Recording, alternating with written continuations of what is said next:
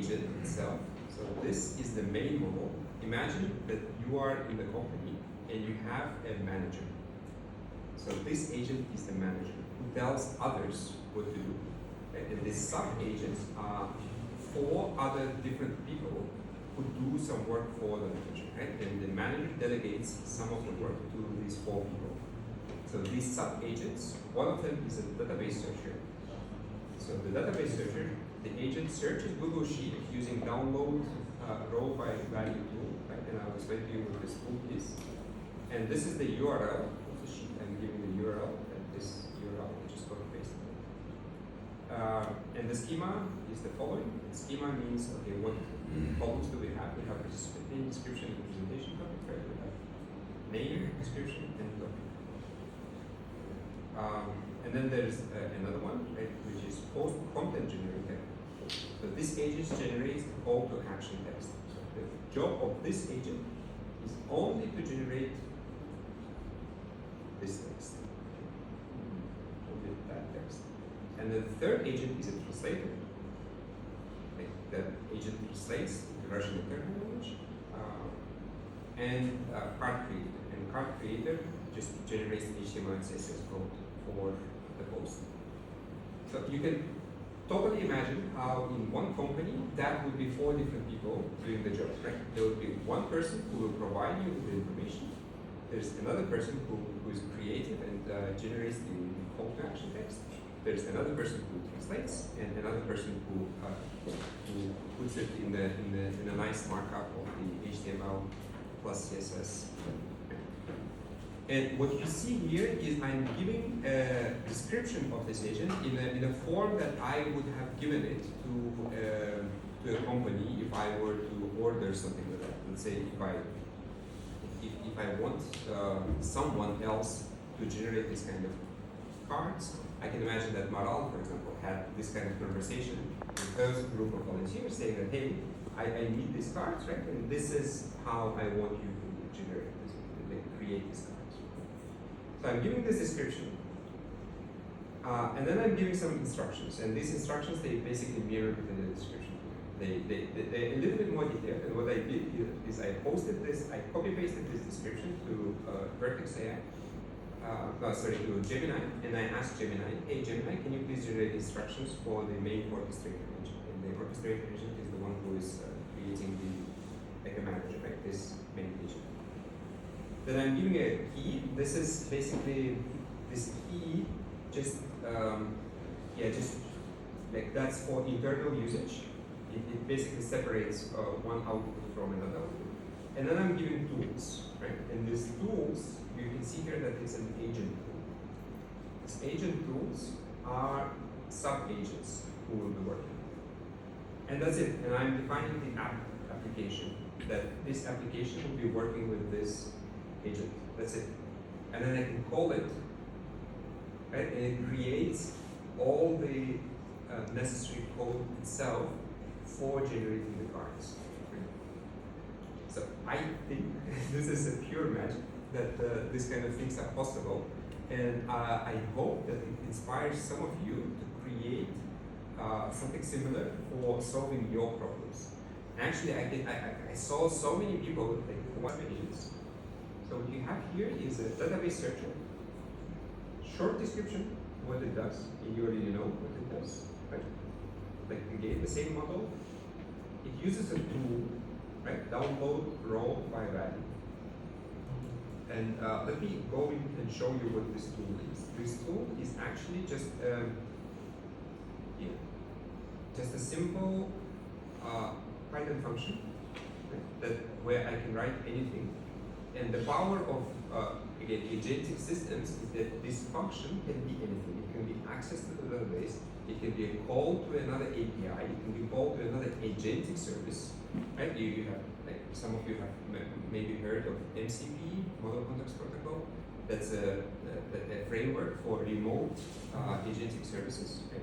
So this can be a call to there, or it can be executing an action. Right? You can do almost anything. You can operate your computer. You can create files, delete files, or input to a database. And the large language model, the agentic system, will know automatically when to call this function. Okay? So like here's what it does? It authenticates the user, it creates the credentials for authentication, authorizes on the Google spreadsheet, right? And yeah, I just open the spreadsheet, open the worksheet on the spreadsheet, right? Get the column A, search in the column A. This is a search, right? I am just searching for the name that I want, and then I am getting the raw data, right? The whole row of this, and then I'm outputting the success. Right? I'm just telling agent, hey, successful. I have found the information that I want, and then the agent can use now this data, right? So you can connect it to any SQL database or to anything else. It doesn't matter. Here I'm showing Google Sheet just because it was easy to use. And some errors happen, right? And if there's an error, of course, it will handle it gracefully, and it will tell you, hey, I couldn't process it. Yeah, these are some parameters, right? And I was talking about the hallucination, that you don't want the system to be doing anything that it's not supposed to be doing. You can set in parameters. You can set these parameters here. These are the temperature, which is creativity, the number of output tokens. This is to control their costs so that it doesn't flow too much, right? And this is the probability, the response that we should be selecting from the database. Anyway, and here's the model that I'm using. Right? I'm using 2.5 Flash because it's cheap. Yeah, and I needed to create, so I'm using it on Vertex AI. So I did need to create some project on Vertex AI so that everything can be executed with cloud. Now, this is a working version, so let's execute it together and see if we can create a card. So that you can see here a card for Emil, and let's try to create a card for Elias, for example. So I'll just copy here and paste it into the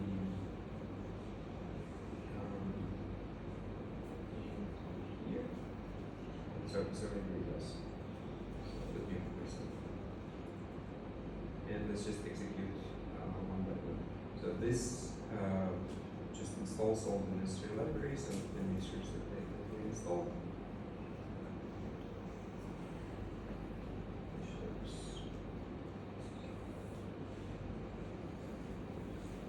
Oh, by the way, I hope that all of you know about the collab, right? And the Python notebooks on collab. Value. That's done.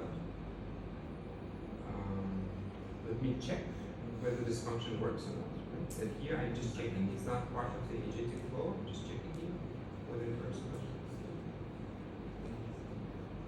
Yeah. So it's a success as found. But let me put something else that it cannot find.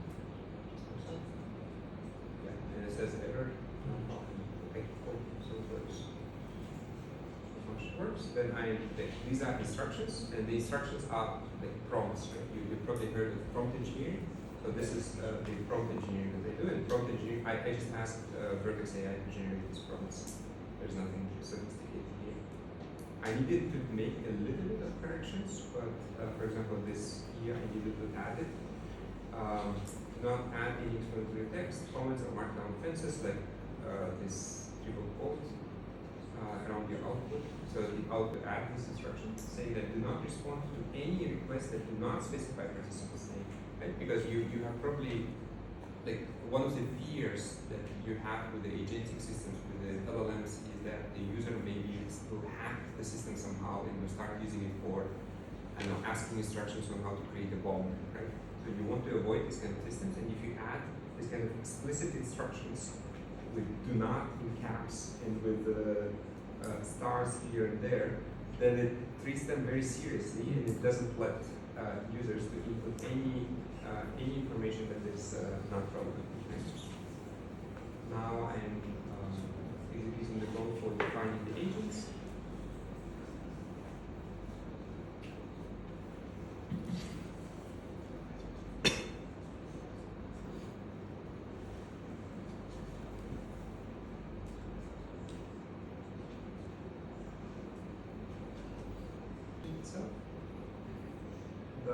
And now let me execute the whole thing so that you can see how things will be appearing here. Right?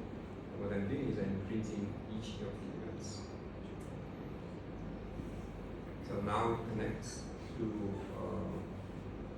the agentic system. So you can see here that there's a function call that is happening, right? And it goes to the database searcher. And then the database searcher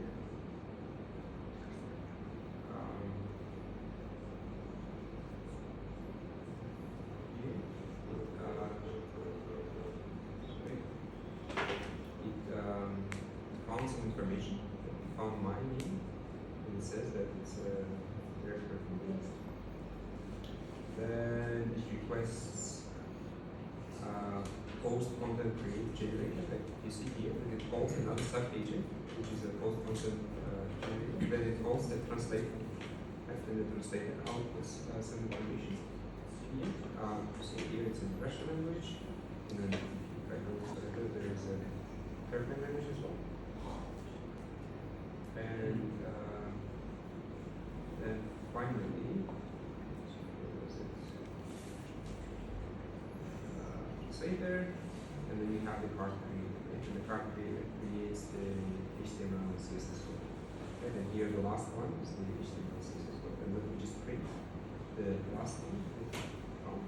And I'll just copy and paste this thing.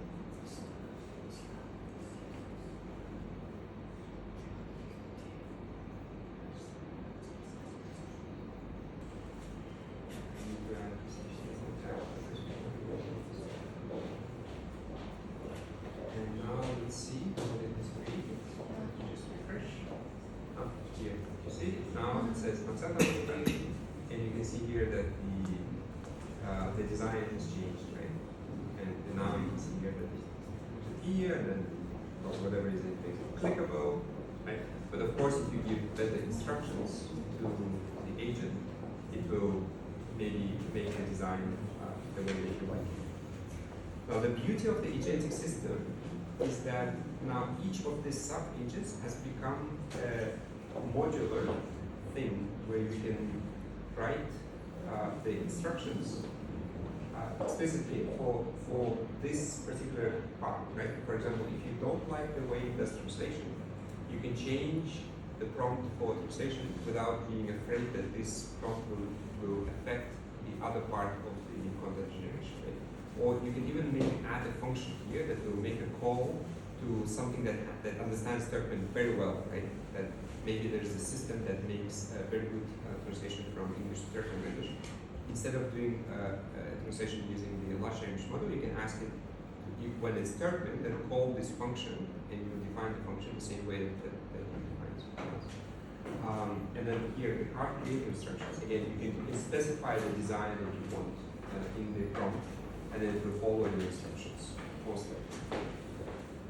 So that's, I can assure you that almost all the people who are now thinking of building startups are thinking about agentic systems first, and how, like, what can they do with the agentic system